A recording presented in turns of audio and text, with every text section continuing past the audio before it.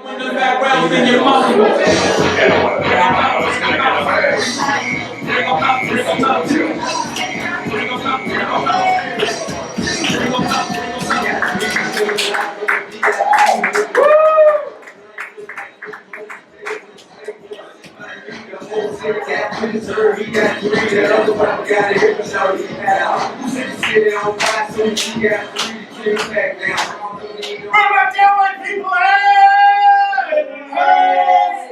Nobody hears from Delray. It's like one guy that's like, you dragged me in from outside, I didn't buy a ticket.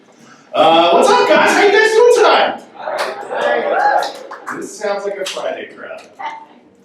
Life has beat you down for the whole week. You're like, fuck, Max has a show tonight? He's been begging you. He's been begging you. This is the night that I actually have a show that you need to come to, right? So by round of applause, who's come to see Max perform at a bar where there's also like strippers at it? Yeah. See? That's a real friend.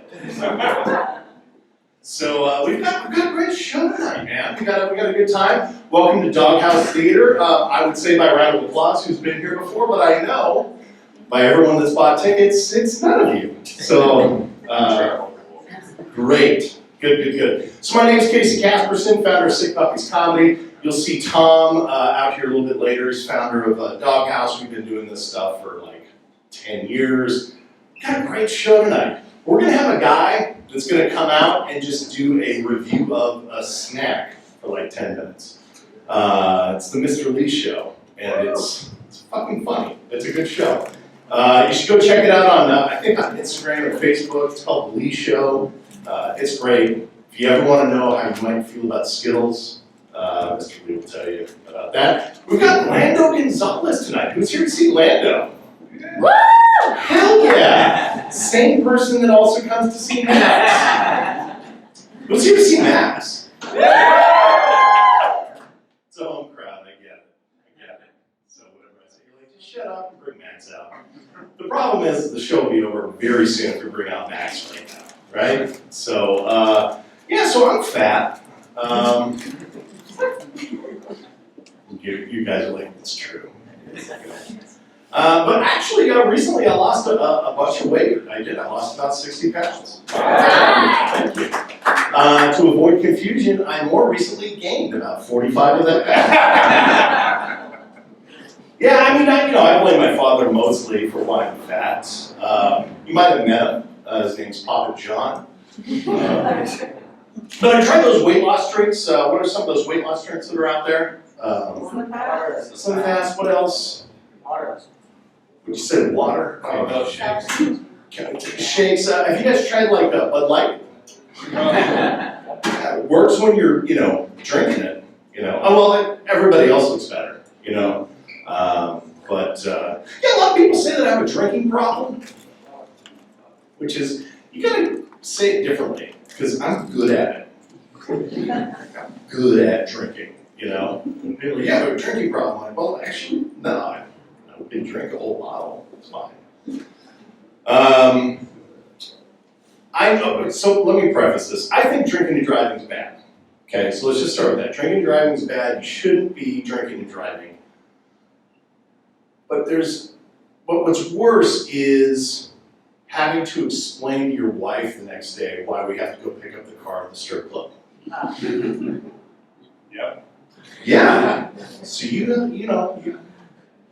So just know that, ladies, that your husband would rather die in a drinking and driving crash than have to explain what he did last night. So maybe just be a little more lenient, or not be married to a douchebag like me. So just those two types of things. When I was dieting, this was that time that I had to pay attention to food labels. Any of you guys read food labels, give a shit about calories or whatever? Oh yeah, we're all smart. That was a depressing day for me.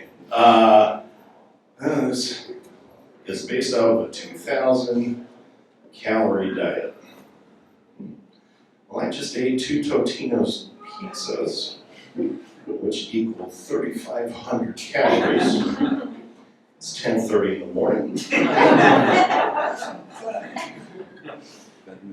Well, something's got to be wrong here. And people are like, well, Casey, you're a tall guy. Yeah, and fat. Like, let's not forget that. I am tall and fat. But I would also set the food labels as well. Let's cool it, right? You don't have to put a food label on a block of Velveeta cheese. There's never been a time at 3 in the morning where I come home from the bar drunk and I'm going into the pantry and oh yeah, and get the Velveeta and get the chips. Well, we can't do this. It's high in sodium. And by the way, just a little tip, a little FYI, a little for the more you know, is if you know someone that has a block of Velveeta cheese in their cupboard, that is the smallest cry for help that's out there, but they do want to die. But it's small. It's a small cry for help. They're saying, I want to die a little bit shorter than I should live, So if you see that in their pantry, they're just going, oh, I don't care about myself. Help. That's what they're saying. But there's never been a time that I bought a family-sized box of Cheez-Its and thought about my son while I'm just eating the whole box. Oh, well, Camden would like these, But who here has kids? Kids? Yep. I can't see any of you. I could see a few of you be like, yeah, that's me. It's not school. You can applaud, make noise. We are in a live theater, by the way. We're back. We're back in live theater, guys. Give yourselves a round of applause for being here. We did it. Doghouse made it. We survived this powerhouse of a place. This huge place. It's a lot of people are like, is this a Kravis Center? I'm like, no. This is Doghouse Theater. Shit, okay. Cool, And because every seat is front row. So it's pretty good. If you got second row seat, you guys were really late, you know what I mean? So I got kids and it's going fine, And a lot of people kind of get tired of people complaining about having kids. They're like, you could have just pulled out, or but have you guys ever had sex? It feels good through the end, So sometimes you're like, and then it's 18 years, but it's for that 1 minute, it's pretty good, That 1 minute, it was worth it. She's like, this is bad, because that's somebody's mom. She's like, this is mine, baby.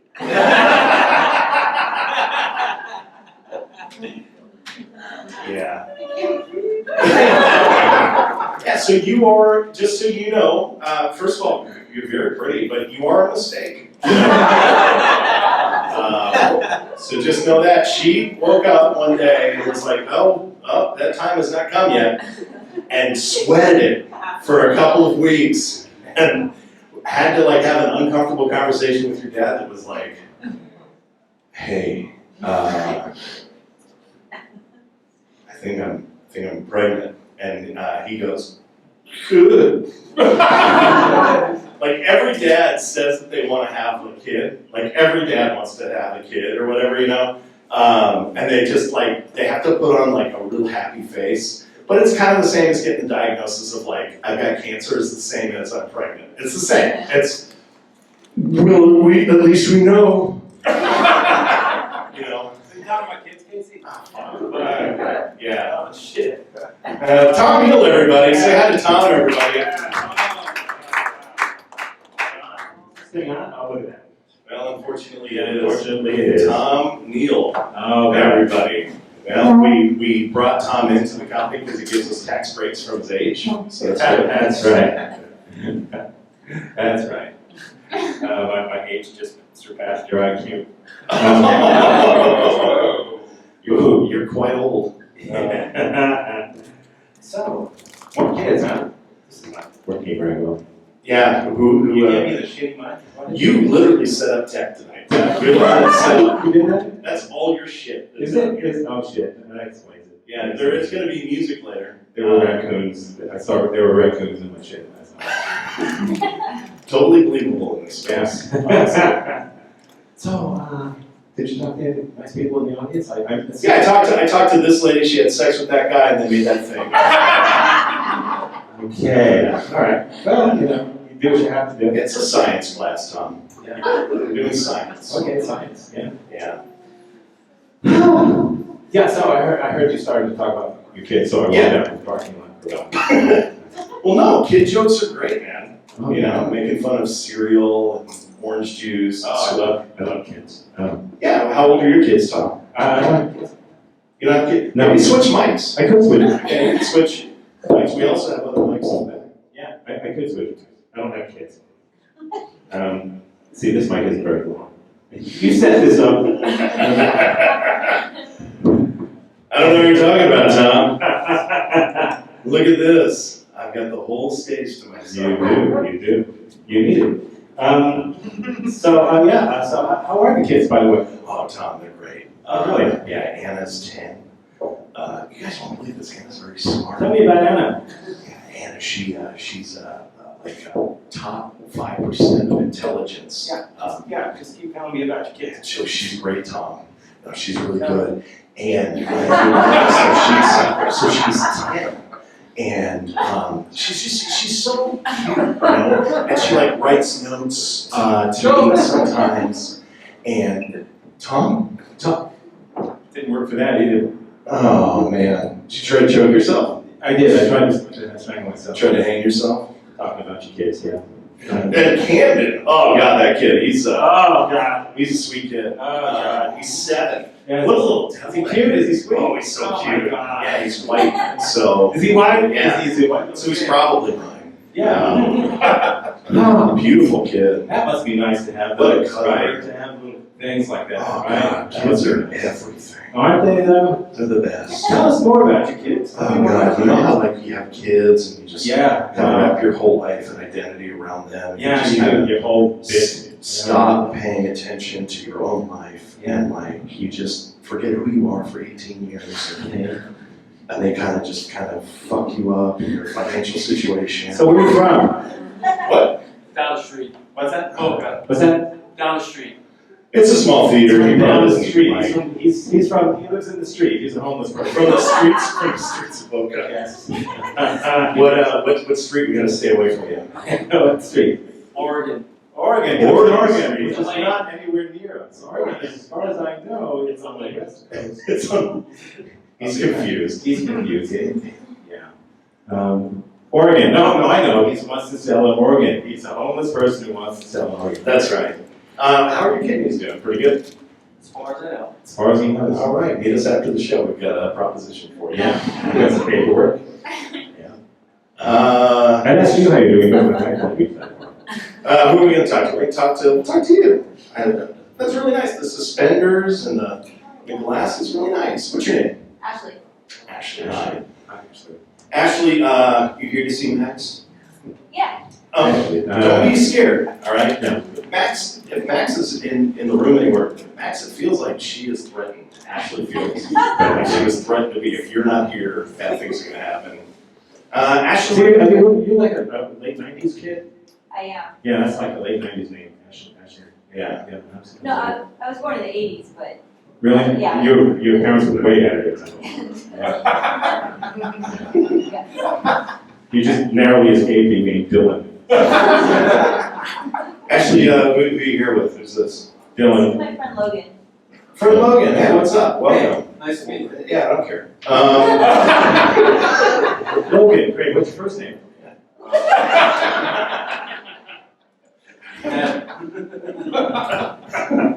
So, Ashley, what do you do? I'm a paralegal. Paralegal. Holy shit, she does look like Sarah, which is weird. Sarah, She looks like one of yeah. our cast members, Sarah, who is also an attorney. Oh, Yes. We're just gonna call you attorney. Yeah, that's fine. That's great. Do you have a law degree? No. Then you just lied to us. Okay? You just let us call you an attorney, and I'm gonna sue you. This is Florida. It's Florida. Oh, it's Florida, it's fine. Yeah. You know, you read a legal book, Yes. so you could probably represent us. What kind of law? Florida for dummies. Just civil litigation. I don't know what that means. Yeah. Yeah. What is civil litigation? What's civil litigation? Rich people fighting over what rich people fight over. Sounds uncivil. Yeah, but there's nothing civil about that. I've never heard a rich person be civil. Yeah. I've never heard a rich person say, oh, you know what, as long as it's fair, Yeah. you know, as long as the other side's got it okay. Civility. Yeah. And Anybody have any kids? Because I want children, little children, small ones, little Yeah. children, little small people with breaks. Tom sells drugs to kids. He does. No, he doesn't. He doesn't. Well, to my kids, he just gives them to my kids. Give them. It's free. Anna sleeps great. The kid gets a good night's sleep. You're welcome. Hey, dude, You're welcome. this is friendship. This is a 10-year friendship, right here. Really? Has it been 10 years? This is 10 years. Yeah, we started the company like at the end of 11, possibly 12. Wow. And then We were kids ourselves then. we were so young. Tom was 73 years old. I remember. You don't. No, I know. I don't remember anything. Yeah. Oh, boy. Well, look, you've already hijacked my show. So, yeah, well, you did walk out in the middle of my set. So, It was a mercy kick. guys, who here has kids? We got kids here? Yeah, again, the reason why only one person's clapping is because everyone with kids doesn't do anything anymore. Yeah. So you cute people that are engaged or whatever it is that you think you're gonna do that makes you happy, is not. It is not gonna make you happy. Yeah. Don't clap, you'll wake up the kid. So I'm gonna see myself off the stage. Oh, I'm- see yourself. I am going to call the suicide hotline and let Tom do it sometime. Okay. My name's Casey, guys.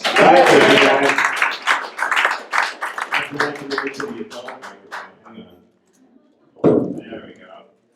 Yeah, because it's such a cavernous hall. If we didn't have microphones, you'd never hear us. It's funny. We do improv here. No one ever uses a microphone. No one ever has a problem hearing us. But for some reason, stand-up comedy. So, you know, I sometimes think that it's actually cheating for stand-up comedians who have kids, because you know, it's like built-in material. I don't have kids, obviously, but if I did have one, for the sake of a stand-up routine, his name would be Kyle. His name is Kyle. He's an imaginary son. Just thought him up.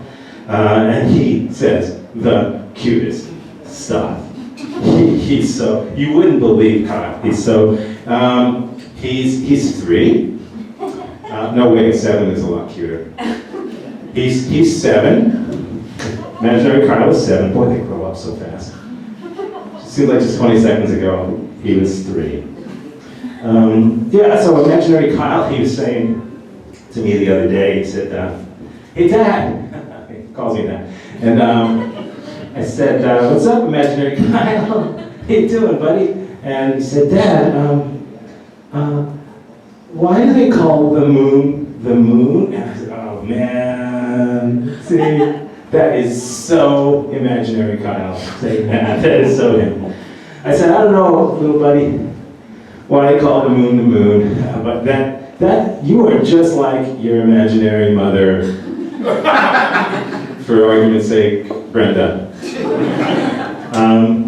Yeah, I don't know, buddy, but that's a really funny question. He was kind of cute. But it's not always that happy-go-lucky with Kyle. You know, he does ask difficult questions. And he, like the other day, he said, hey, Dad, how come I'm imaginary? Didn't you and Mom love me enough for me to be real? And that just hit me right in my imaginary heart. And I said, you know, buddy, for you to have been real, I would have had to have had sex, real sex with a real woman instead of imaginary sex with an imaginary woman. And even I can't imagine that. And you know, when you grow up, which you won't, when you grow up, you'll find out that imaginary sex with an imaginary woman is actually better than real sex with a real woman, and it will occur to you at some point. Except it won't, because you won't grow up. And he said, well, Dad, that's pretty shitty, it's pretty sad. I said, yeah, if you think that's sad, I've got something even sadder for you. You have leukemia. And he said, leukemia? I said, yeah, I don't know how an imaginary kid gets real leukemia, but you got it, and that's the way it is. And he said, my God, that is disturbing. And I said, not as disturbing to you as it is to some people in the audience who, for some reason, are disturbed that an imaginary kid has leukemia. But I did tell him that people have a hard time between what's imaginary and what's real. People think that global warming is imaginary, and they think that Kim Kardashian is real.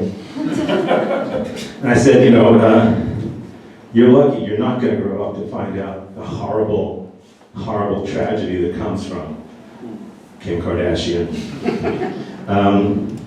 He said, well, Dad, is there anything I can do? I mean, how long have I got? And I said, well, till the end of this bit. And he said, well, how long is that? I said, I don't really know, son. You know, when I see a bright light coming up out of the darkness, you'll see one too. And so he said, well, gee, gosh, that's really sad. I mean, you know, I was so young to start this whole bit, and now I feel like I've gotten old. And I said, if you think you've gotten old, this bit has gotten old. But we're just going to keep going. He said, well, what do I do? Should I pray to God? I said, oh, imaginary Kyle, of course you should pray to God. I mean, if I can talk to you, why can't you talk to God? And he looked at me really funny and he said, hey man, you say God's imaginary? I said, of course, but if you keep talking to him often enough, he seems real. And he said, just like me, God, just like you, imaginary Kyle, just like you, little buddy. So we have a good relationship. So when I go, I mean, you're gonna have another kid? I said, well, I do have an open mic 2 weeks from now. I might need another one by then. So yes, I'm sure we might have another kid. Sorry you gotta go. He said, well, will I see you in heaven? Dad, will you be there? I said, oh, sure.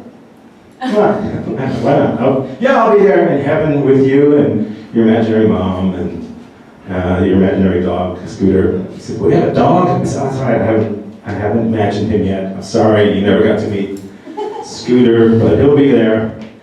I said, of course you'll be there, because that's where God lives. And he said, but I thought you said the guy. I said, shut the fuck up. Imaginary Kyle, this is why you're imaginary. This is why. You just ask so many fucking questions.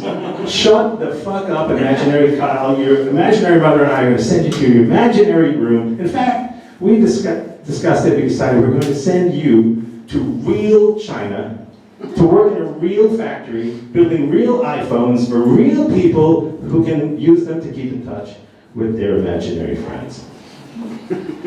And he started to cry, and I said, fuck off. And so, you know, I think I'd be a good parent. But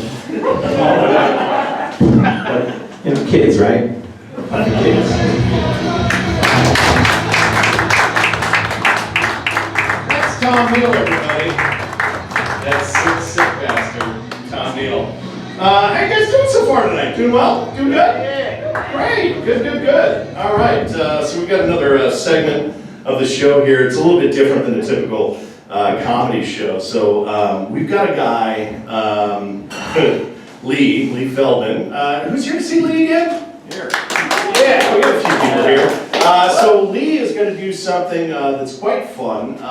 He is going to do a live review of a snack. And just to give you a little preface here, if Lee doesn't share, he owns Pop's Corn. You guys have probably seen it in like, you guys know Pop's Corn. You guys have definitely eaten Pop's Corn down here in South Florida. So he's either provided it to different corporations or you've like bought it from like popcorn shops at the mall. It's freaking delicious. I think he's even patented a particular flavor of it. He's also just like a cool dude, and he's a lot of fun, and we've known him here for a few years. Ladies and gentlemen, please welcome to the stage, Lee Feldman of Pop's Corn, guys!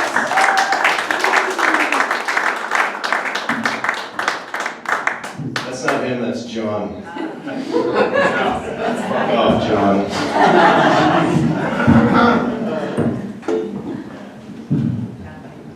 All right, Lee Feldman, everybody. Lee Feldman.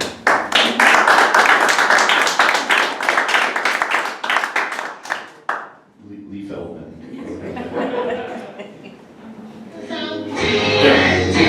I'm dynamite. And I will not fight.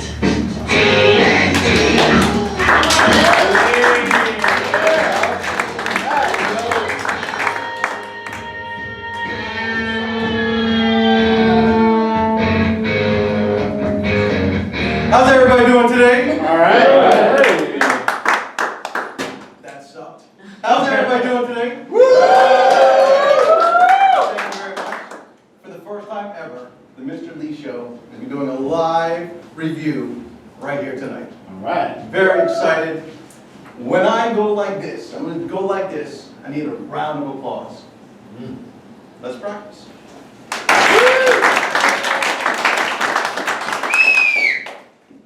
That sucked. Let's try it again. Round of applause. I got my buddy John here. John is filming for us. Yeah. John, give me the 1, 2, 3. Do I have the frame? Got the frame? You got the frame. All right. Give me the 1, 2, 3. 1, 2. How's everybody doing today?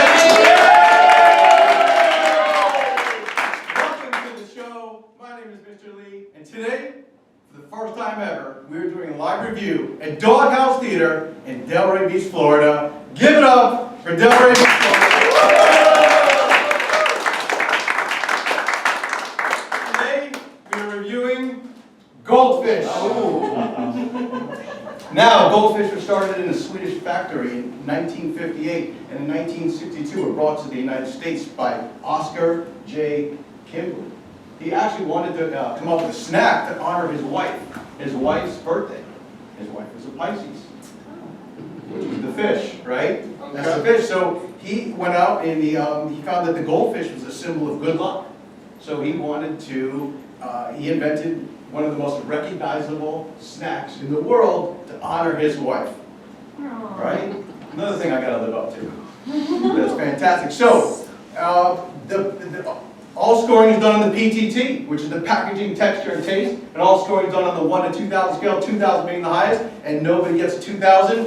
This is how it goes. The packaging is unbelievable. I love the packaging. This is actually a standard 4x3 rectangle bottom bag that's heavy on the orange.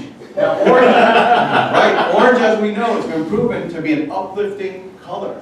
It's an uplifting color that's inspirational. That's why when you see the difference between Home Depot and Lowe's, we all know Home Depot because the orange is the best. But when you think of Lowe's, you're like, Lowe's, no, don't think too much. So, that's how it goes. So, get to it. We're going to open this bag up. Now, rule number 3 in the show. You gotta have good glue. Now listen to this, if this has good glue. That is amazing glue. Because rule number 2 on the show is air is the enemy. And you gotta have good glue, because otherwise air gets in and ruins it. So as we look inside this bag, oh, fun fact, there's over 158 billion goldfish made a year. Yeah. Another fun fact, only 40% of goldfish have a smile on it. And that's a true fact. And it's like that because when they were making the plates for the goldfish, they had to make so many plates, it was so expensive to insert that little smiley face, they're like, just do half of them. And that's why only 40%. Oh wow, look at that. Oh. This is a multi-layer. Oh, look at this. This is a multi-layer wax bag with an aluminum interior side. That is amazing.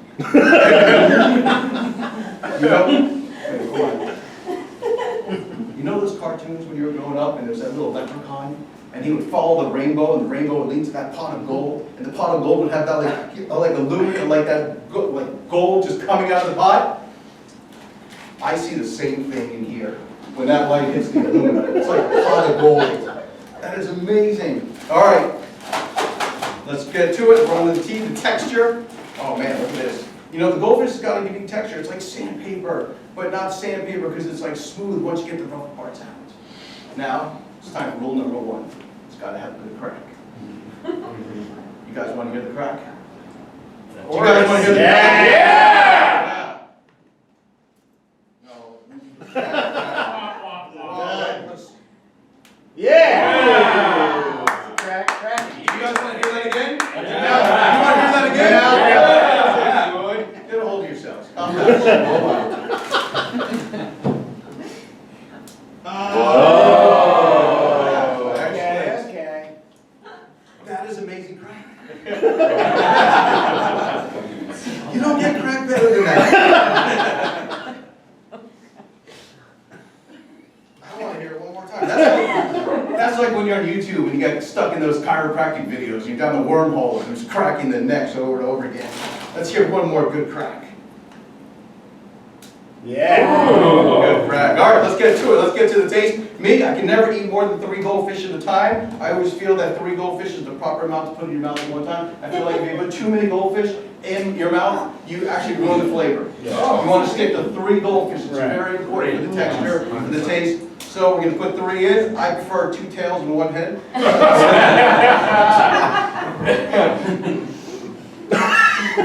Science. Yeah. Good punch. Goldfish has always had good punch. Yeah. So yeah. I think this is great. Fun fact, each goldfish has 2.5 calories. So, it's like 7.5 for 3 pieces. 7. Or 7, which one is it? All right, let's get to it. Let's give it a score.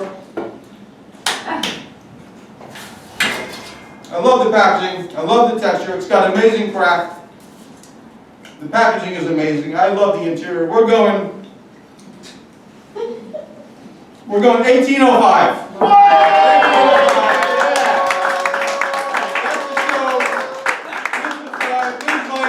Try the veal.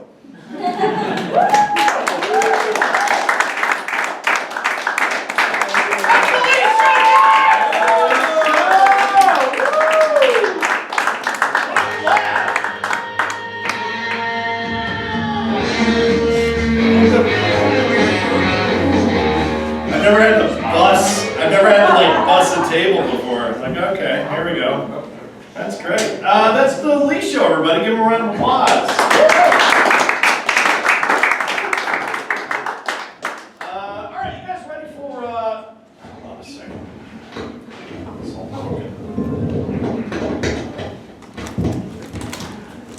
This is the bad mic, guys. All right, you guys mess with that. All right, you guys ready for your next act? Yeah. Hell yeah. All right, so these guys are a blast. Is it working? I don't know. Yes, it seems to be working. No, yes, no.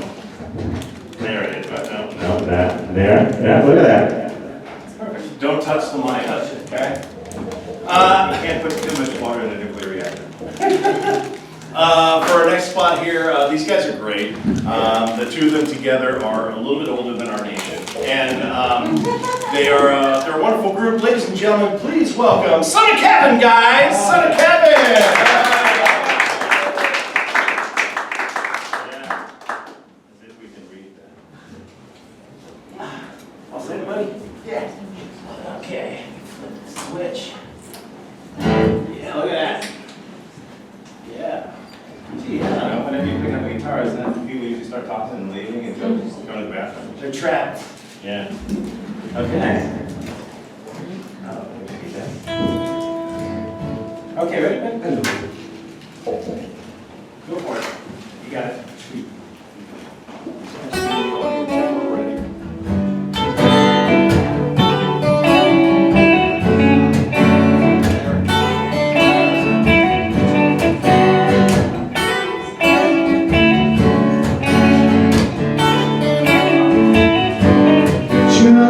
Grass, down the road.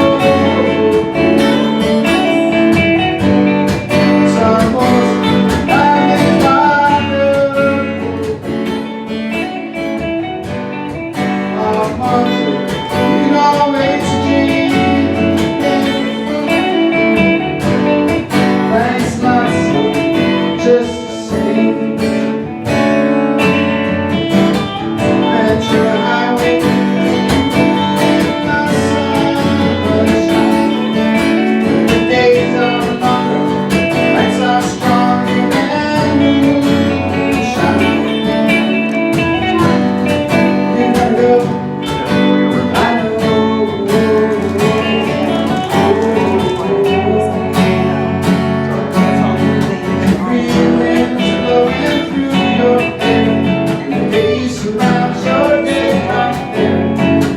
Seasons drying and no despair. Alligator lizards in the air.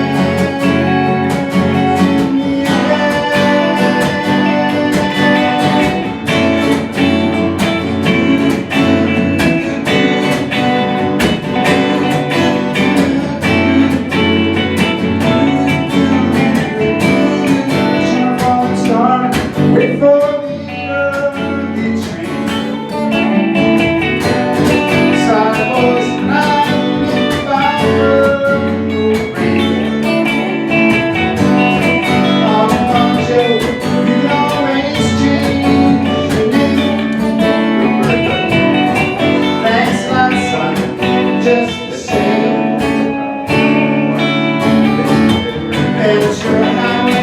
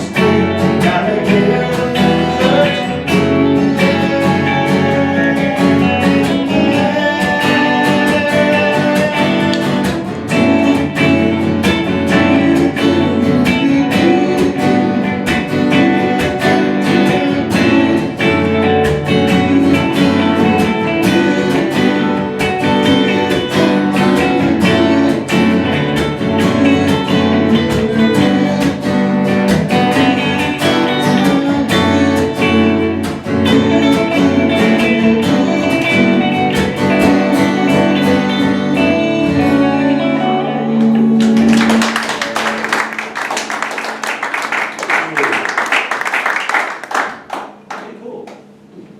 That was cool. Thank you. Nice job, Billy. Bill Savarese, by the way. Thank you. Uh, A long time supporter of the dog. Yes, he is. It truly is. Okay.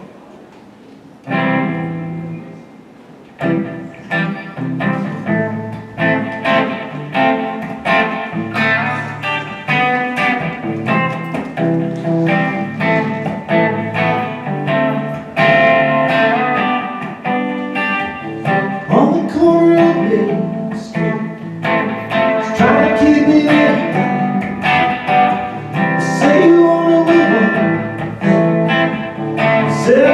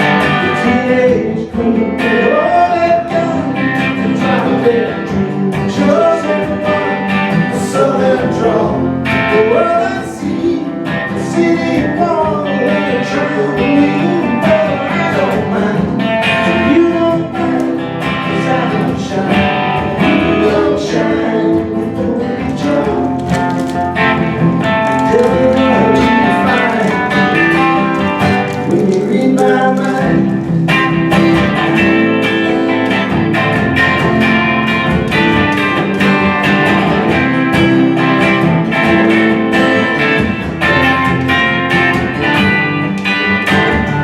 Slipping in my bed till I fall, never return that call.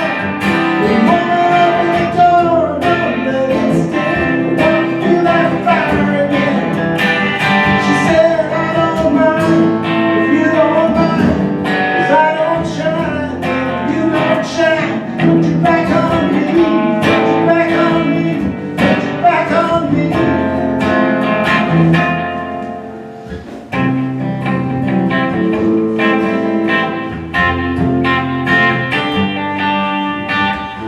Stars are blazing like metal diamonds to come out of the sun when you read my mind.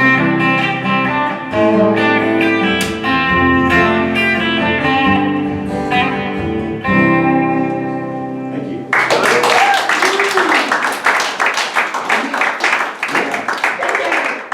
There's John, that's Sonny Kevin. I'm here, guys.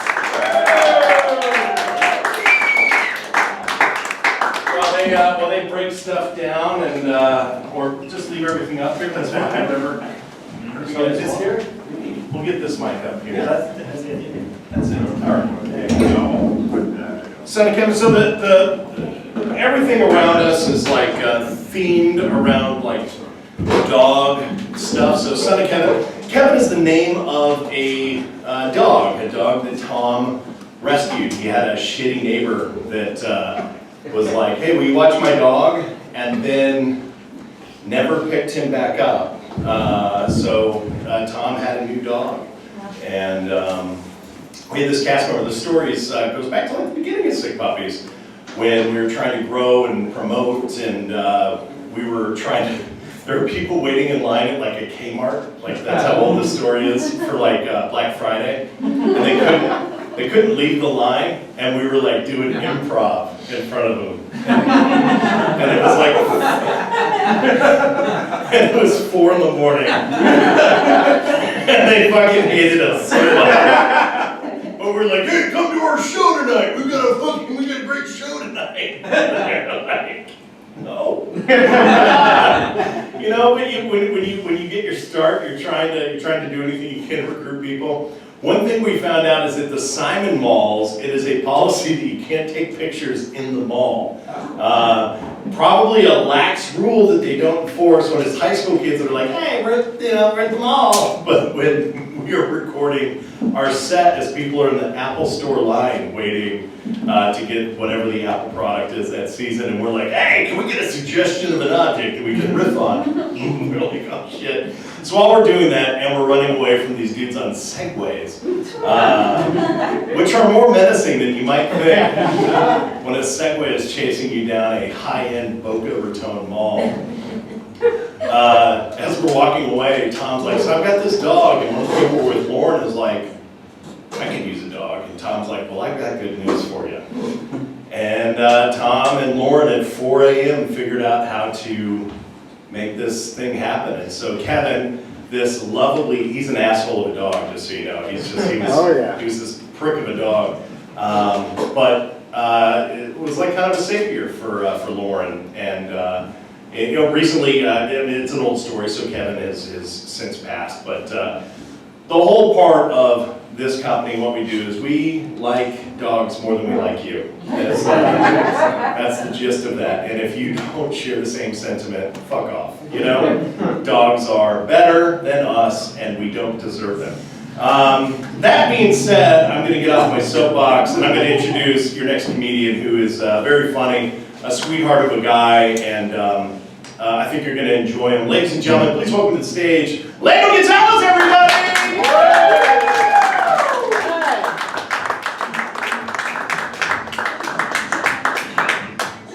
Hi. How are we doing tonight, guys? Alright, that's a stock comedian question. Come out here, you engage the crowd by asking them how they're doing, and then if they don't give me enough energy like you just did, you ask them again, how are we doing tonight? Woo! Much better. How many of you are here to see Max? Alright, good. turnout. That's good for him. That means he's gonna get booked more. This is how you don't get booked more. Who's here to see me? Woo! Oh, you motherfucker, shut up. I don't know you. It's just these two guys right here. This would have worked better if only they clapped. They did. Max is a good guy. You know what he told me when before I came out here? I was like, Max, I really have to poop, but I don't have time. And he's like, just think. In 15 minutes, you can poop all you want. The guy's like the Buddha. I started smoking Black and Milds recently, and I'm a little ashamed of it. Like I hide because I feel like I don't have the complexion for it, and I don't want to make anybody feel like I'm appropriating their culture. There's no punchline there. I'm just sharing with you guys. Anybody here work in an office? I know you do. Yeah? I work in an office. The weird thing about working in an office is that you share these profoundly intimate moments with the people around you. Like, for example, a few months working into the office, I was sorry, you're gonna be way too much information. I was taking a shit in the toilet, and somebody came in and used the urinal, which was literally 4 or 5 feet away from me. And he left. The next day I saw him, I waved at him, and the motherfucker didn't wave back. Which I think is an odd thing to do because he knows what my insides smell like. It's a really personal thing to know about somebody. My wife didn't know I had bowel movements until 6 months into our marriage. This guy can't even wave back at me. What the fuck? That's my wife right there. Give it up for my wife. She hates it when I do this, which makes me want to do it more. I hope that bodes well for our marriage. As you can tell, she's white. She loves exposed brick.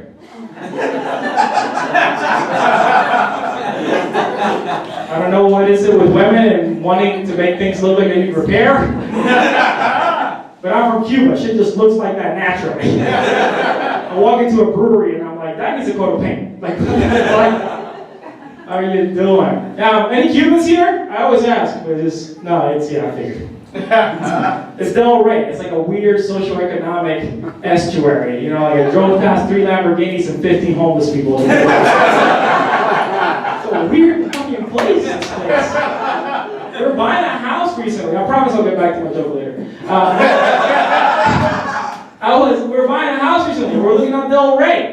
And our only options were $1 million home, which we're very middle class, or a crack house. Like, those are the only 2 options. What is happening with the housing market in Del Rey? Why do you guys not seem concerned? Oh, a lot of lawyers, maybe. I don't mean to be anti-Semitic, it's just an observation. I like you're laughing hard at that. I was worried. Because that came into my mind, I'm going to say this out loud. Let's hope they don't hate me. Yeah, I'm Cuban. I was born and raised in Cuba. I came here when I was 10 years old. And here's the weird thing. When you're that young, you contextualize poverty around you. You don't realize you're poor until you see the alternative. It took me getting to this country for me to realize that most of my fond childhood memories are just signs of a collapsing infrastructure. Like I used to love to play hide and go seek when the electricity went out. My favorite snack was Cuban bread. And I'm talking about Cuban bread. Not this Publix deli shit. I could knock down drywall with the shit that I was hitting. I remember that my mom used to encourage me to go out and play in the rain, and I realized it's because we have running water. And that's the only way you can get a kid to take a shower when you have no running water. And you would think, understanding this, Cubans would have some sort of empathy, but we don't. We don't. You might not be privy to the idiosyncrasies of my culture, but here's what Cubans do to other Cubans when they come to this country. They take them to a supermarket. Almost as if to show them all the shit that they didn't have growing up. That's a fucked up thing to do to an entire generation of traumatized people. That's like playing the movie The Notebook to a battered women's shelter and being like, this is what love looks like. Why would you do that to people? Yeah, I came here when I was 10. That was like a shocking experience for me, right? Because it's like, oh, I was blown away. One of the first things that my parents did when I got here was they took me to see Disney World. which was like obviously a mind-blowing experience. 10 years old, it's a major transition in my life. I'm looking at Buzz Lightyear and fucking Space Mountain and turkey legs the size of my fucking face. Insane experience. And my parents were distracted, so I wanted to use the bathroom on my own. Terrible idea. I went to the bathroom, I was standing there for the urinal, doing what you do. And then I see kind of like a shadow over me. And I look up, and there's a middle-aged man looking at my 9-year-old penis. Why did you laugh? Nothing happened. As far as survivor experiences go, this was pretty tame. But it did fuck me up a little bit, right? Because now I'm always weird in public bathroom situations. Like, I can't pee when somebody else is sitting right next to me. Right? Even at work, when I'm sitting in the toilet and somebody walks into the bathroom, I hold it in until they leave because I don't want to burden them with that overly personal thing. I promise this will be my last poop joke, man. I know you seem very uncomfortable by it. I'm just working the crowd right now. I see you don't like poop jokes. Anyways, I hold my shit in. I work because nobody comes in. And I didn't realize that all that was rooted in this experience that I had when I was a little kid. But then a couple of weeks ago, I read an article about Lyndon Johnson, right? And apparently what Lyndon Johnson used to do was he would have diplomats come to the White House. And when they were in the Oval Office, they were discussing something. He would go to the bathroom, leave the door open, and defecate. That's a power move! That's a power move! And at that moment, I realized that this man took way more from me than I thought. Think about how many raises I could have had, how many job negotiations I fucked up because I couldn't.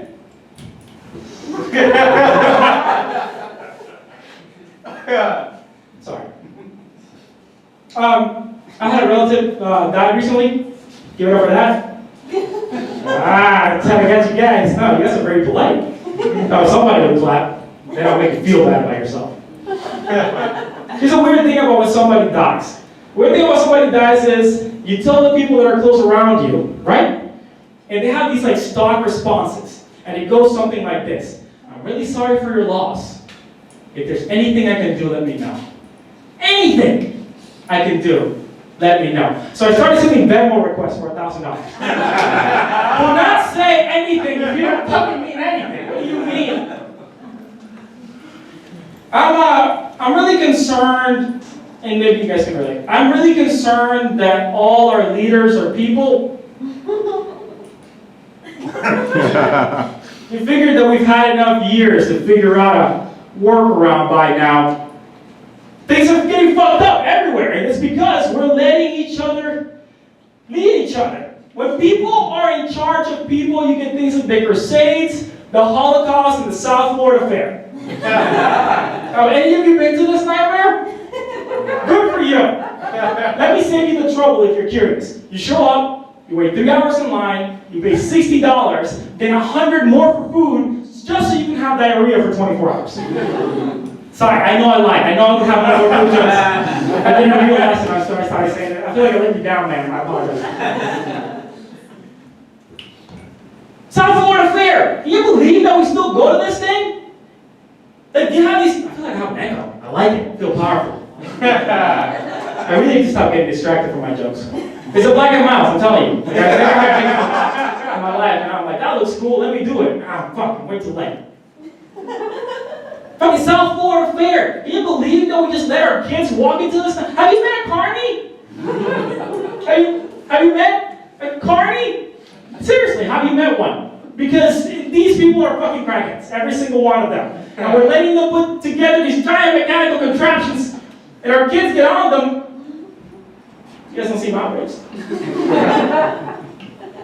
Fucking carnies, man. There was a video circulating around the internet just a few weeks ago. It was like one of those carnival rides, one of the ones that swings, you know? And every time they would get to this point, it would start leaning back like this. And it was falling. And then all the people around jumped over, grabbed it, tried to hold it down. That shouldn't happen. That happened because carnies are fucking crackheads and we shouldn't be letting them. They're doing engineering work. Most of those people don't have a GED. What the fuck? We can't let people lead people. People are flawed. And when you take those flaws and you put them in amplified. Here's an example. I lose shit all the time. I am very, very absent-minded. I can't leave my house without forgetting my keys or my wallet, but that doesn't hurt anything except my marriage. She can vouch. But what happens when you take that fundamental human flaw and you put it in a position of power? What happens when we start losing the nuclear weapons? You guys haven't considered this?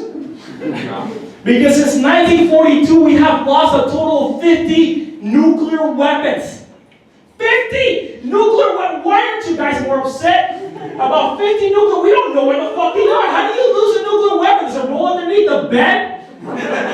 It's a nuclear weapon. It happens during testing flights. They're flying over the Atlantic, a bomb falls into the middle of the ocean. We don't know what the fuck is down there. For all we know, there's a giant civilization of crab people waiting for their opportunity to strike. And we just keep handing them the weapons for our own destruction. There's actually one lost couple of miles off the coast of Savannah, Georgia, in the mud flats. If one curious crab crawls in there and detonates that shit, Georgia all the way down to Jacksonville, gone. Now I know those are all the counties that would vote against teaching evolution in schools. But they're people. They're fucking people. So I have this joke that I was very uncomfortable to tell. But you guys seem cool, so I'm going to try it, okay? And I'll leave it on this, okay?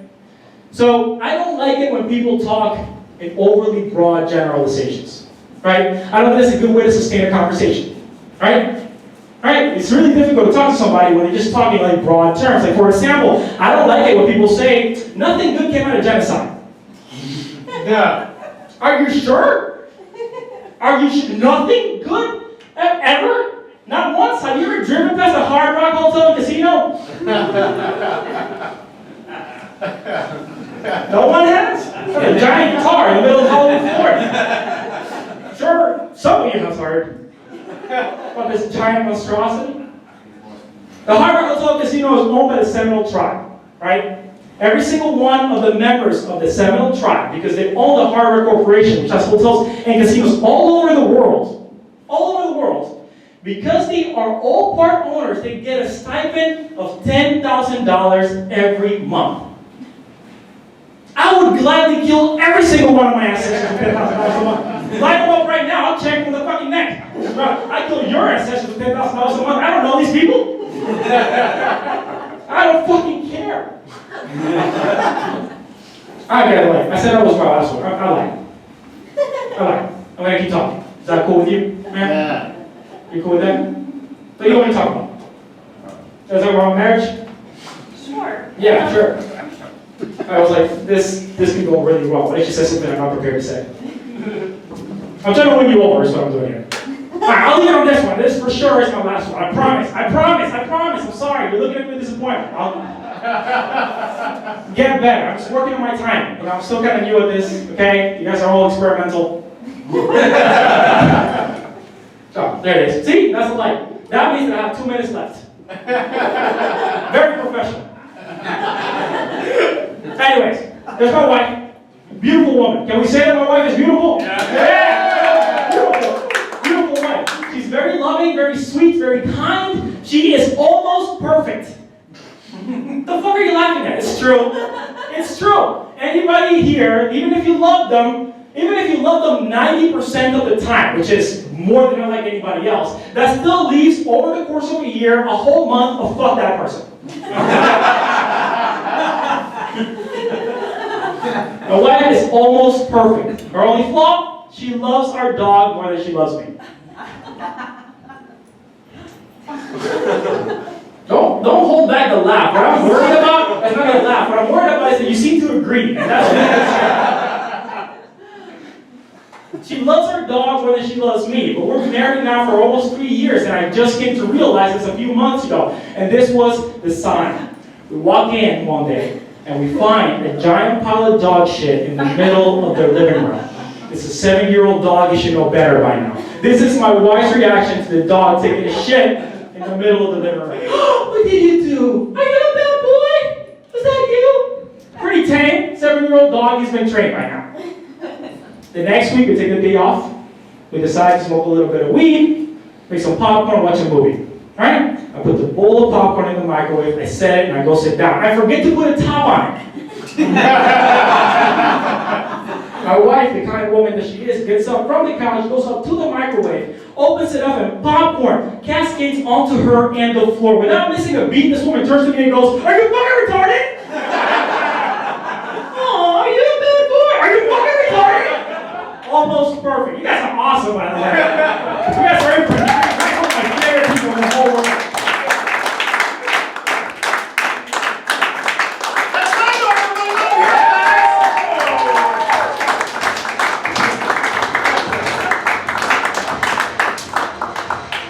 So actually you used the R word? So, you went ahead and used the R word? You went ahead and went full retard? That's cool. That's offensive, right? Lando's a clean comedian, but you know, that's crazy. Also, Lando, just so you know, I do a lot of South Florida Fair commercials. I've made a pretty good living off of it. So you guys have seen me as the fat dad that is the superhero that shut down Santa Slay, or if you saw me as the announcer that it doesn't matter. It's local commercials, but it hurts because it's true.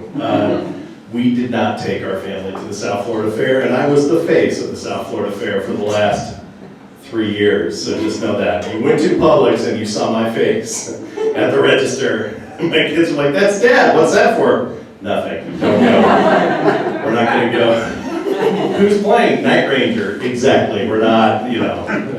"Sister Christian, oh yes." Yeah, you don't wanna go to a concert with those people. They're hanging on to some shit. Also, yeah, Lando, were you not here earlier when I said that everyone loves dogs more than people? Ashley's right, she's correct. Ashley, if you feel like that he should love you more than your dog, fuck him, you gotta leave him, you know? You're beautiful. I mean, I'm married, and I don't have a chance with you either way, single or married. But there are other people out there for you, just saying. Suspenders are great. That's a good one. Hey, shut up, Lando, I'm trying to hit on your wife. All right. Ladies and gentlemen, you guys ready for your headliner? Yeah, we got a great headliner tonight. He's he's a blast. You know, after that, we're gonna get a couple more songs from Son of Kevin. So you guys just have like a great way to fill out the rest of your night. Max, man, this guy. So he is Delray's funniest comedian. First of all, he's amazing. We had the contest here, I don't know, a couple months ago, and we thought everyone was going to be, whatever. But we actually had a really great show that night. But Tom and I walked backstage, and after watching Max perform on stage, we knew this guy's just heads above everybody else. He's a nice guy. He's a blast. You guys know that already. Ladies and gentlemen, please welcome to the stage a funny son of a bitch. Ladies and gentlemen, Max Havenstock, everybody!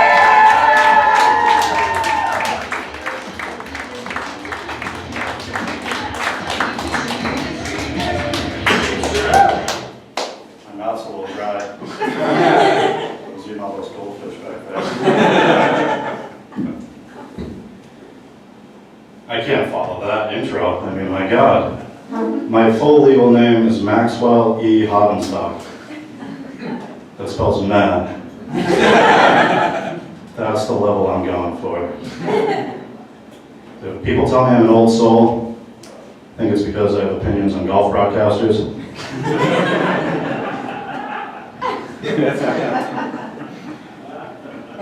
I love playing golf, but I also love watching golf. Watching golf is great because you can fall asleep and wake up, and it's exactly the same thing.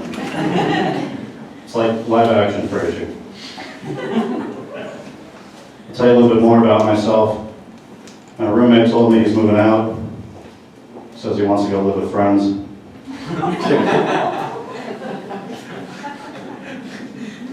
The other day I was playing a corporate softball game. I was playing first base, and I aggravated my golfer's elbow tendonitis at the only position that does not require the use of my right arm.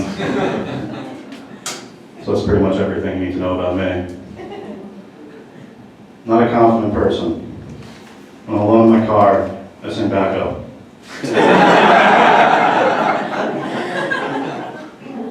But I've realized that I have this baseline level of confidence that I didn't know I had. For instance, there's a musician, her name is Lucy Dacus. I'm a huge fan of hers. Lucy Dacus fans, not in Florida. But I'm a huge fan of hers. I know all her songs. I own all of her albums. I don't know how much more I can explain to you that I'm a fan. I had to Google, how do you buy music?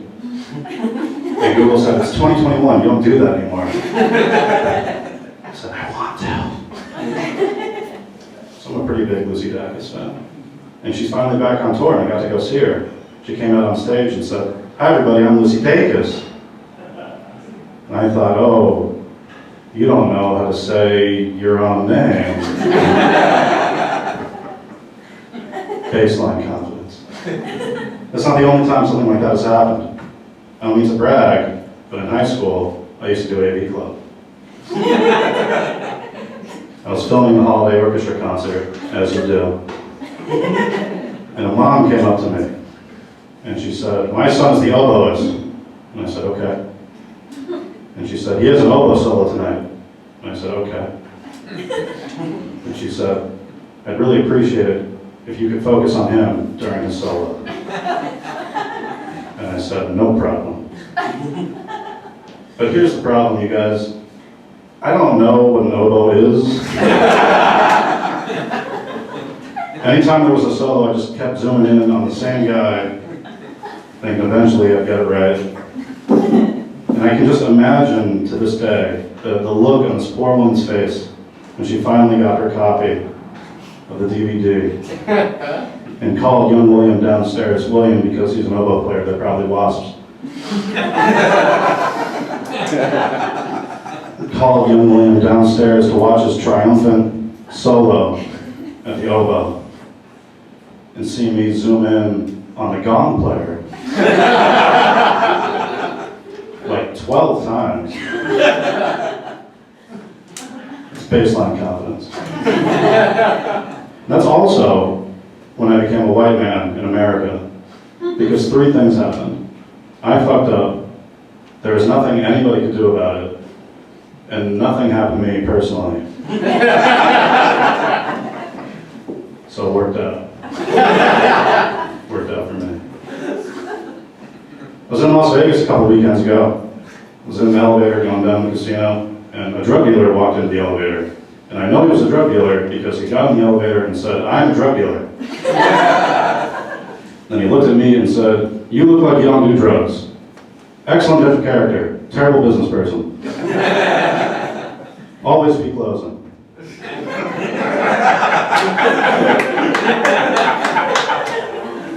It's so easy to make that into a sale. You look like you don't do drugs. Would you like to? Normally no, but I appreciate your gumption. I will take one heroin, please. Thank you. I don't know the units of heroin.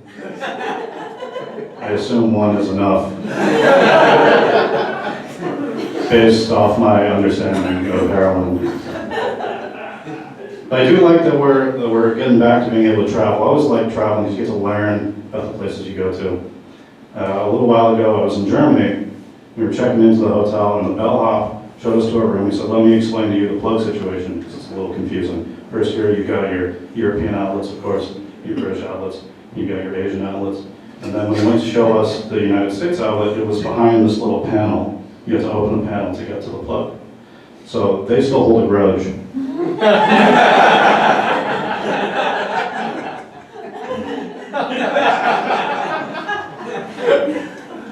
That's what I learned on that trip. I wonder if when invasive species take hold in a forest, the trees think, well, there goes this neck of the woods.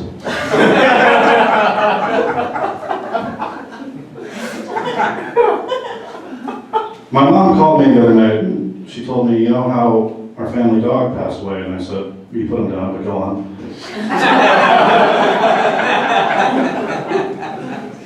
Well, your father went out and brought home a used dog.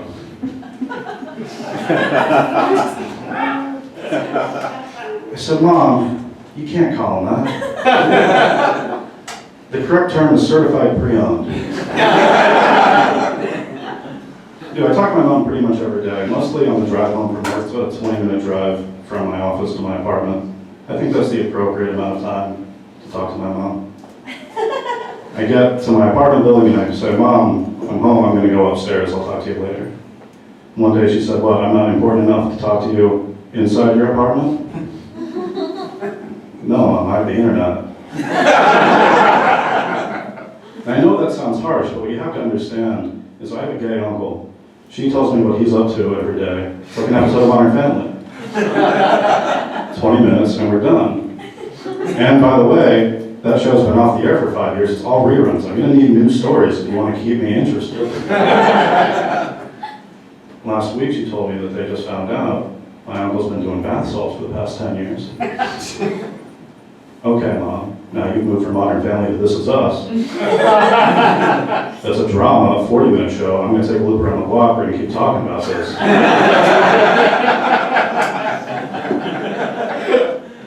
By the way, This Is Us has to be the most emotionally manipulative show of all time. Only, it is, yes. Thank you, Callie. It's good when you're on a first name basis with almost every single person. But This Is Us, very emotionally manipulative. I've only seen about 5 minutes of it, but in those 5 minutes, I've seen a guy ruin Thanksgiving dinner, so he goes to Popeyes because he thinks that's gonna fix it. The daughter is having her period for the first time on Thanksgiving. She's not even at her mom's house, she's at her aunt's house. The aunt, who has an eating disorder, handles that, and the daughter's like barricaded herself in the room, and the aunt goes up to the door and says, oh, by the way, if you ever want to talk about boys, you know you can talk to me. And the daughter opens the door, and you think you're gonna have a nice, heartwarming family moment. And the daughter goes, what if I don't like boys? And it's just, give me a minute to process, please.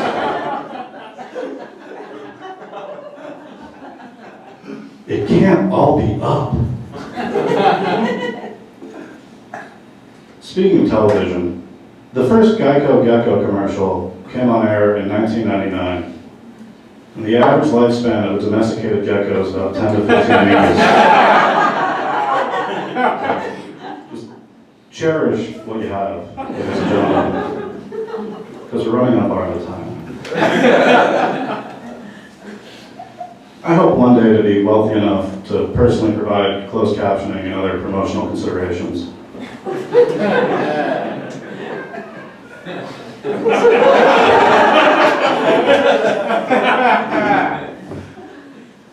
I'm a software engineer, and I've always been fascinated with technology. I always really like learning about things and stuff. It doesn't have to be software, it can be physical stuff too. And there's one fact that I always have found really interesting, is that we don't understand the physics of bicycles. Do you know that? We don't understand bicycles. If you take a unicycle and you try to roll it down a hill, it's not stable, it'll fall over, right? Of course. You take a tricycle's stable. If you roll it down the hill, you roll it on a flat surface, it'll just roll, because it's a tricycle. But a bicycle will fall over if nobody's on it. But if you roll one down the hill without anybody on it, it'll just roll all the way down the hill. But it's not stable. We don't know why that is the case. Scientists in Denmark are trying to figure this out. It's true. They thought maybe it's because the wheels are like gyroscopes. So the gyroscopic effect makes it stable. So they build a bicycle that cancels out the gyroscopic effect. They rolled it down the hill and still rolled all the way. And I thought, okay, well, if it's not that, maybe it's because bicycles are front-weighted and it's like it's falling into itself. Maybe that's what it was. So they built one that's back-weighted and they rolled it all the way down the hill and still rolled all the way. They had the same bicycle design for almost 100 years. And we don't understand the physics of it. And if we don't understand the physics of bicycles, I'm pretty sure we're fucked on global warming. So we don't even know how bikes work. But I don't want you guys to leave here thinking that, everything technology is screwed, because some really amazing stuff is happening these days. Morton's, the salt company, has just put out a salt with less sodium.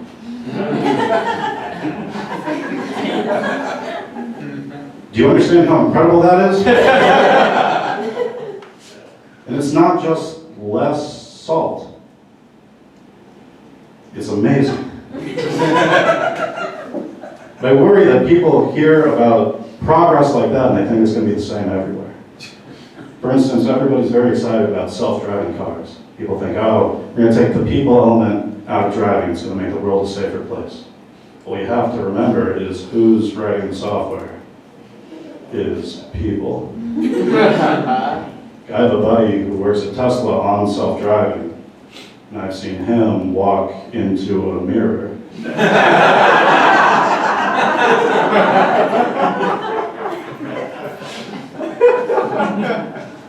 We're not ready. A lot of people also, alternatively, are very concerned about the AI taking over the world. AI is going to take over. Again, not something you have to worry about. All you need to do is look at Netflix. It knows the most about viewing habits of anywhere in the world, and its AI thinks the top 3 titles related to Saving Private Ryan are Black Hawk Down, Schindler's List, and The Office.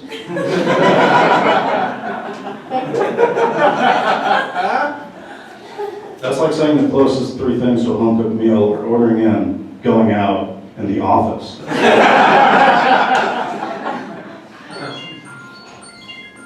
Should get that. And I think what people don't understand about technology is what has driven it forward historically, what drives innovation.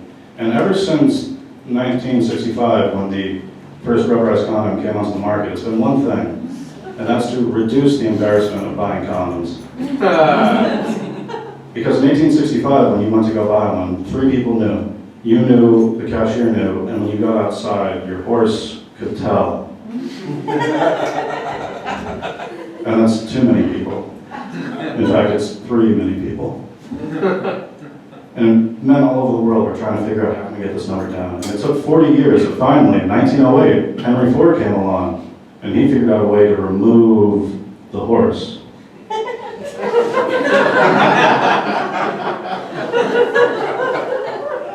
Not a lot of people know this, but the Model T stands for 2 people know now.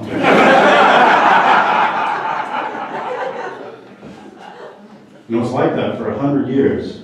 But the internet came along, and as it does, it disrupted. Because now you can buy condoms online. Only one person would know. Men all over the world thought, it can't possibly get any better than this. But one man said, yes it can. And that's when Jeff Bezos introduced recurring orders.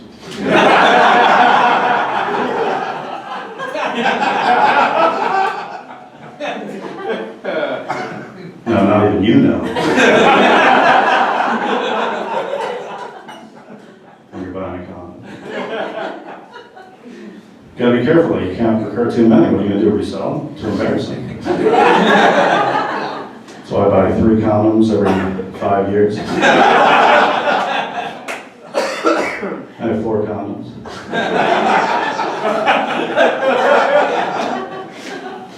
You can do the math. Speaking of those other 2, I am single.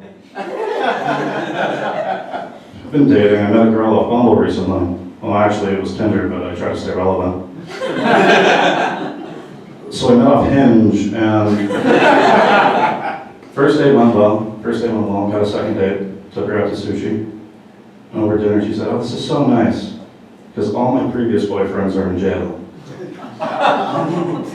Know what you're thinking? Boyfriend on the second date, a little clingy. But I had to know, how many boyfriends are we talking about? 4. You know what they say, 2 is a coincidence, 3 is a trend, 4 is a fetish. But I get what she was going for, though, you know? She was going for the reverse bad boy.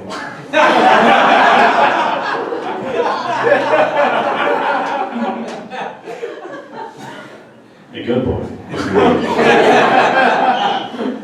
So I was wearing a J. Crew pullover sweater, and I had the Fidelity app on my home screen.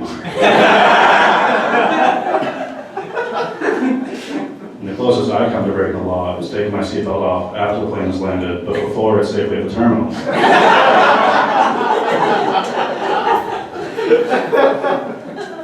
But I would never stand. I took her to play mini golf. That was a mistake. Because she's there to have fun and be in a date. But like I told you, I play golf. I I'm there to sink fucking putts.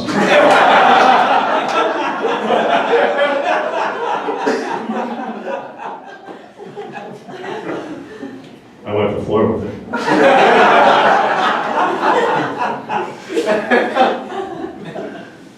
She had the last laugh, she broke up with me. Because I was too good at mini golf. Be warned, if you go out with me, you're gonna get your ass kicked at mini golf. That's not a joke, I'm just letting you know now. Yes. I'm Jewish, and I always liked being Jewish. I think Judaism's got a lot of really good stuff going for it. It's the only religion with a built-in diet. A lot of religions have fasting days, but we're the only time where God goes, hey Jews, you're looking a little chubby, why don't you cut the bread for like a week?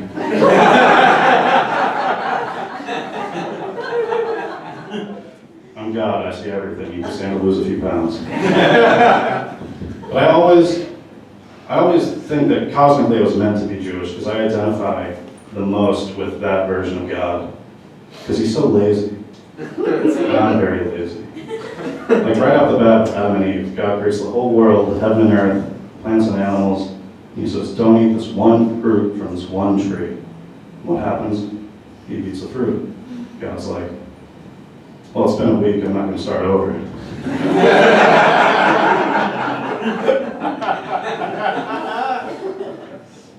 going to let this one play out, it's probably fine.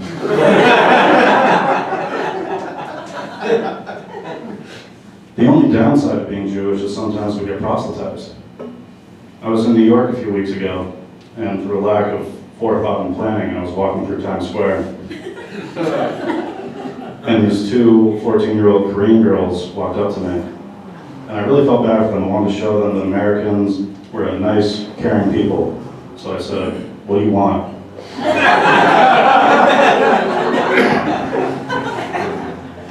And they told me that they were on a mission from their church in Korea, south, obviously. And they asked me to read their pamphlet. And I really felt bad for them, so I agreed to pretend to. And when I got to the last page, they said, would you read this page out loud with us? And it said, I accept Jesus Christ as my Lord and Savior. Which I don't, by the way. So that's how they get you. I said, ladies, I'm sorry, but I'm Jewish, and I'm very happy with my current religious provider.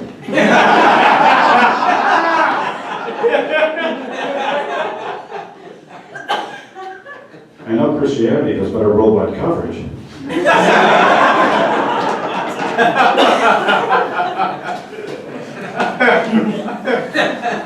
But I'm on a family plan, it's really hard to get out of this.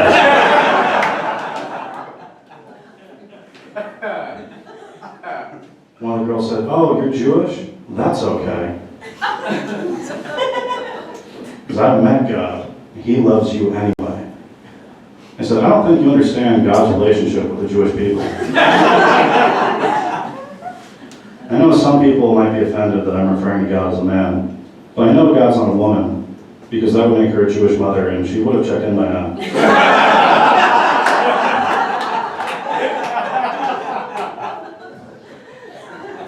No, that's not fair. I don't believe that God's a man nor a woman. I don't believe that God exists. But I did write that joke with a capital G, just to be safe. That's my time. Thank you very much, everybody.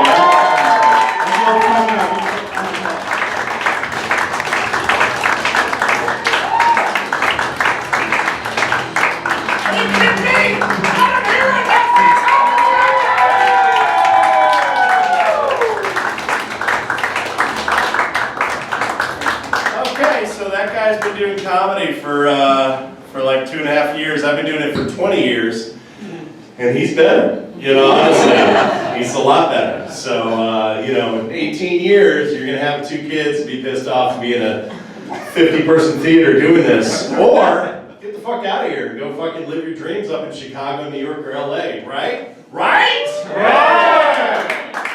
You're a software engineer, dude. You can work from home anywhere on the planet. Get the fuck out of here, you know? But otherwise, if you're going to keep bringing people on Friday, keep coming here. We like that. We like that very much. So ladies and gentlemen, we're going to close out the show with a couple more songs with Sonic Kevin. You guys good with that? Is that a good time? Yeah. Hell yeah, man. These guys are a blast. So ladies and gentlemen, to close out the show, this is Son and Kevin. Thank you so much for coming out tonight.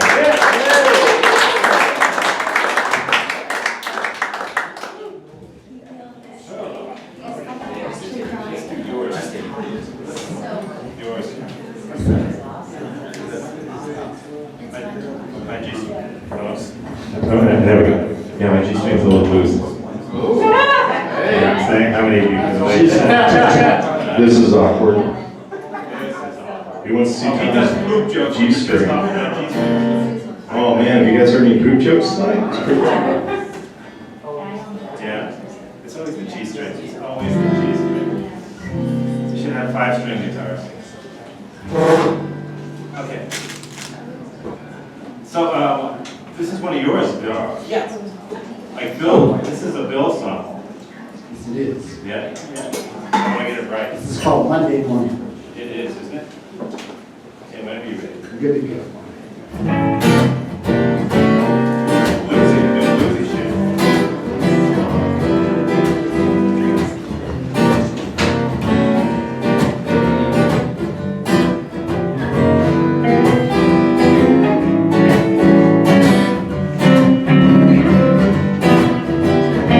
Take it around now a little bit.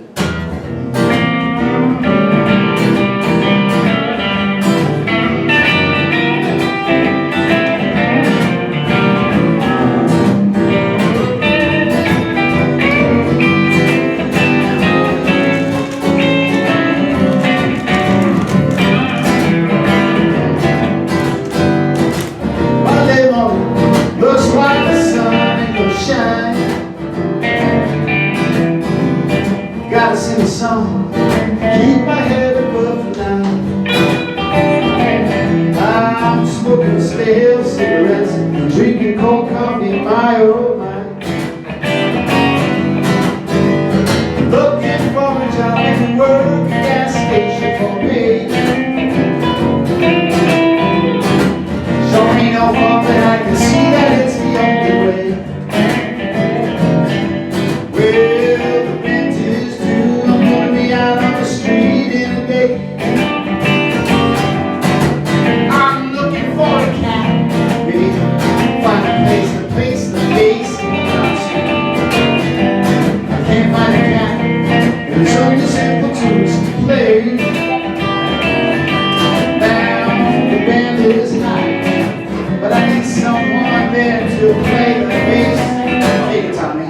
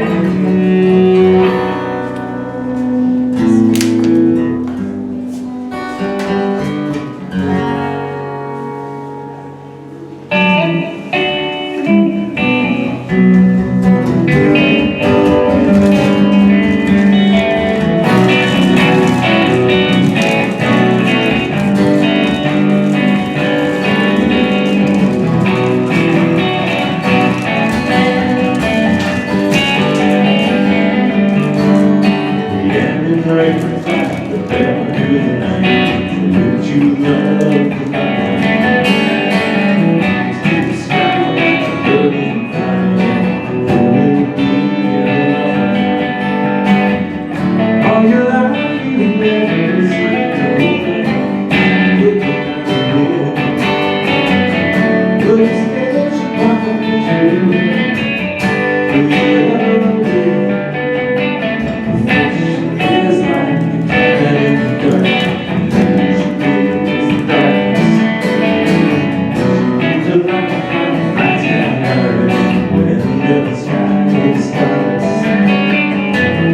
All your life you never see the woman taken by the wind. With the stage you promise you ever win. You ever win.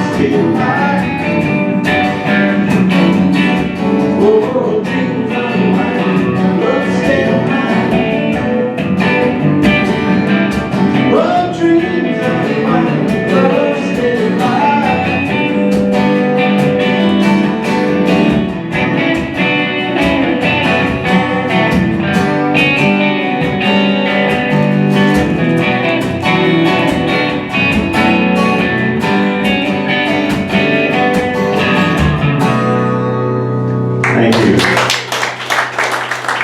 Casey Ryan, the show is done.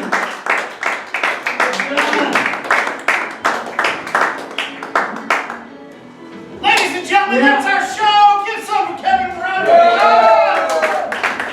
Guys, give our headliner a round of applause. Max Hallenstein. Kevin Gonzalez, The Lee Show.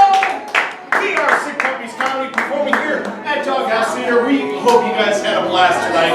Thank you so much. Drive safe. Good night, guys. Good night.